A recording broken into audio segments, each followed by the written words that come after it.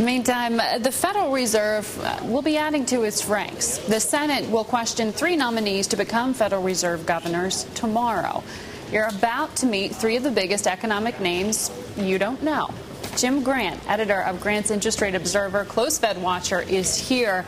And Jim, I think it's an important conversation to have because in so many ways, these potentially 3 new additions are going to make up team exit strategy, right? Right, or team print more money, which I think is your fear. Well, it's my expectation. I think I think first things first, and I think that the first order of business will be to try once more to print enough dollars to make something happen in the U.S. economy. So the 3 people we're talking about here, let's go through them. Janet Yellen has been well known to Fed watchers. I mean, she has served in this office before. She's out in San Francisco now. Do you have fears about her in particular? No, I don't fear anything. I think suffice it to say that Janet Yellen has had 36 opportunities to vote on monetary policy at the Federal Open Market Committee, and she has voted yes 36 times, 36 for 36.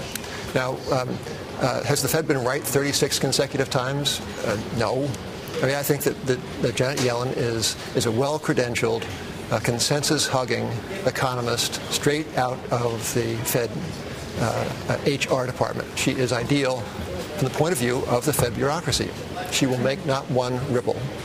Well, she's going to have a prominent role if she does, in fact, replace Duncombe as right, who is like 72 for 72 in affirmative votes.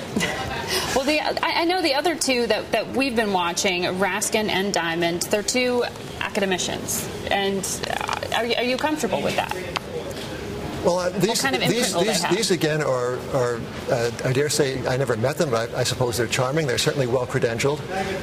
They may well have an avocation in monetary theory, but that is not their vocation. Their vocation, in the case of Professor Diamond, is fiscal policy, pensions, Social Security. He is an authority. Very consumer-focused. Well, he's a mentor of Ben Bernanke. So he's a formidable academic.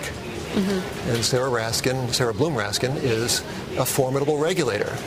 But neither is a formidable thinker about the nature of money or about the history of money or about how the Fed might paradoxically make things worse by doing what it does, trying to make things better, which I think is the great question. These are people who I think are unlikely to propose novel solutions to our fundamental monetary dilemma, which is that the U.S. dollar is a faith-based currency of no intrinsic value that is manipulated by the Fed, and the consequences of the manipulation are often quite distinct and quite different from what was intended. That's the problem.